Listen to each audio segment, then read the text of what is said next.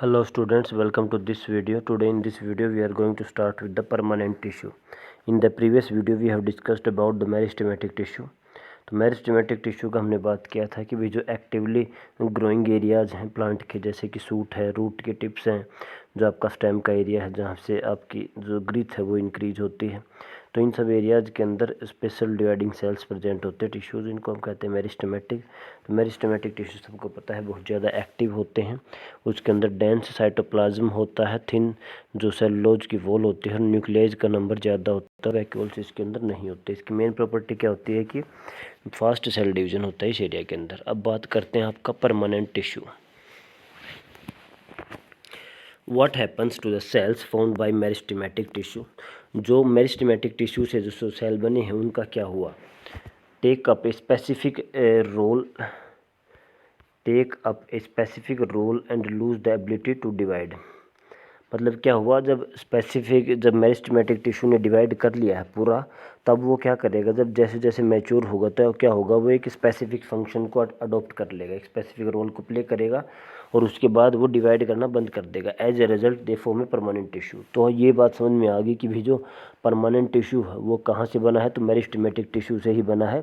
जो meristematic tissue है वो धीरे धीरे अपना एक प्रॉपर फंक्शन को करने लगेगा और उसके बाद वो डिवाइड करना बंद कर देता है, तो उसी को हम कह देते हैं permanent tissue. This process of taking a permanent shape, size and function is called differentiation. ये भी आपकी डेफिनेशन आ जाती है, व्हाट इज डिफरेंशिएशन. तो जो भी डिवाइडिंग सेल है, डिवाइडिंग सेल ने जब प्रॉपर शेप, साइज और एक प्रॉपर फंक्शन को अडॉप्ट कर लिया है और उसके बाद वो परमानेंट टिश्यू बन चुके हैं, तो ये जो प्रोसेस है, जिस प्रोसेस के द्वारा ये परमानेंट टिश्यू बने हैं, इनको कहते हैं डिफरेंशिएशन. डिफरेंशिएशन मतलब परमानेंट शेप, साइज और फंक्शन को गेन करना.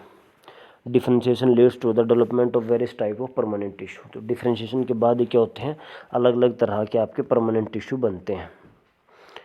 आगे देखिए, सबसे पहला आपका सिंपल परमानेंट टिश्यू. ये जो आपको डायग्राम दिखाया गया है ये आपके परमानेंट टिश्यू हैं. देखिए, ये आपका जो स्टेम है, स्टेम का सेक्शन को दिखाया गया है, फ्लोएम दिखाया गया है. जो बाहर की लेयर है वो है epidermis.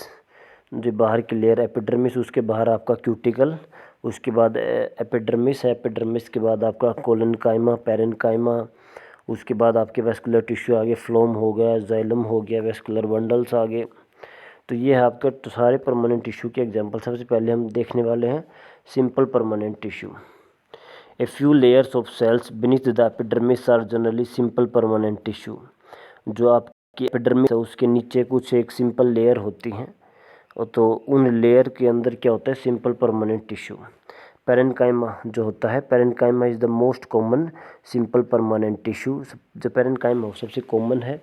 It consist of relatively unspecialized cells with thin cell walls. इसके अंदर क्या होते हैं, अनस्पेशलाइज्ड सेल्स है जिसके पास थिन सेल वॉल्स है. They are living cells. जो क्या होता है आपका पेरेनकाइमा, वो एक लिविंग सेल होता है. इसके अंदर क्या होते हैं, अनस्पेशलाइज्ड सेल्स होते हैं जिनके थिन सेल वॉल होती है और क्या होते हैं, लूजली अरेंज्ड होते हैं. इसके बीच में क्या होता है, large space between the cells. तो हम कह सकते हैं कि जो इंटरसेलुलर स्पेस है वो पेरेनकाइमा के अंदर काफ़ी ज़्यादा होता है. This tissue generally stores food. इसका फंक्शन क्या होता है, फूड स्टोरेज. तो सबसे पहला जो हमने देखा कि वो आपका पेरेनकाइमा कहाँ प्रेजेंट रहेगा, तो जो एपिडर्मिस है, एपिडर्मिस के फ्यू लेयर्स के नीचे क्या आएगा, पेरेनकाइमा. पेरेनकाइमा को हमने कहा मोस्ट सिंपल परमानेंट टिश्यू है, ये सबसे सिंपल जो मोस्ट कॉमन है.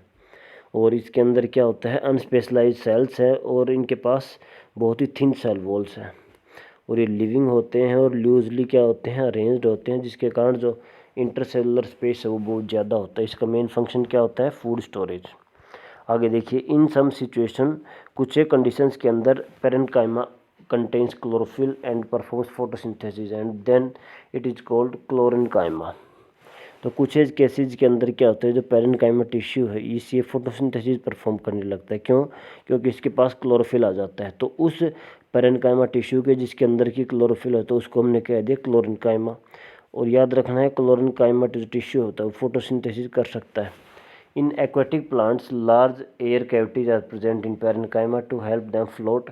सच पेरेनकाइमा इज कॉल्ड एरेनकाइमा. अब जो एक्वाटिक प्लांट्स है, क्योंकि उनको तैरना है वाटर के सरफेस के ऊपर, तो वो क्या करते हैं, जो पेरेन्काइमा होता है इनके अंदर एयर फिल हो जाती है, मतलब हवा भर जाती है जो खाली जगह में पेरेन्काइमा के, जिसके कारण क्या होता है वो इजीली फ्लोट कर पाते हैं, पानी के सरफेस के ऊपर आसानी से तैर पाते हैं। तो ऐसे पेरेन्काइमा जिनके अंदर की एयर कैविटीज हैं उसको हमने कह दिया एरेन्काइमा। अब देखिए the flexibility in plants is due to the another permanent tissue. सबसे पहला हमने देख लिया पेरेन्काइमा और उसका फंक्शन क्या बताया, स्टोरेज ऑफ फूड।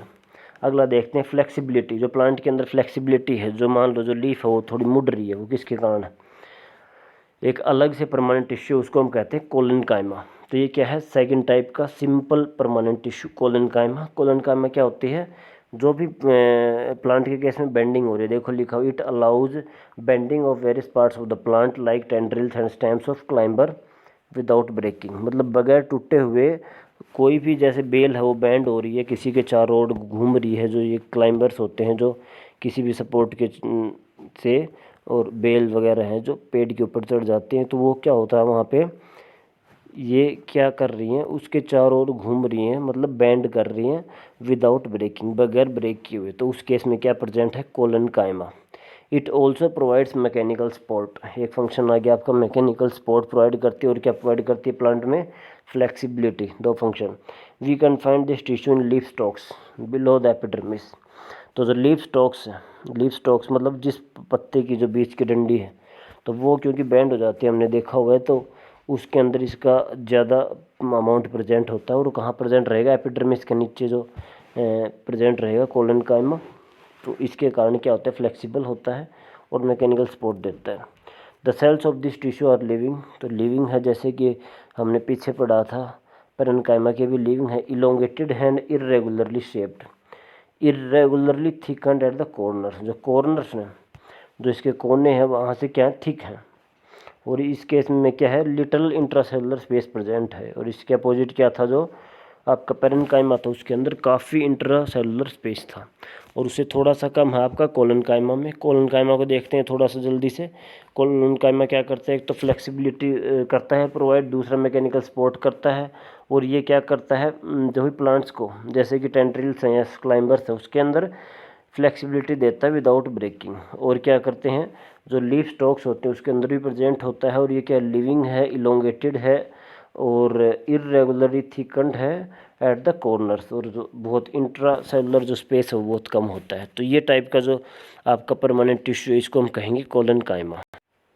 अगले वीडियो में हम करेंगे आपके स्क्लेरेन्काइमा के बारे में, और आपका जो परमानेंट टिश्यू है इसको हम कंप्लीट करेंगे। उसके बाद हम करेंगे कॉम्प्लेक्स परमानेंट टिश्यू। सिंपल वाला अगली बार कंप्लीट हो जाएगा। तो आपको एनसीईआरटी से पढ़ कर आना है।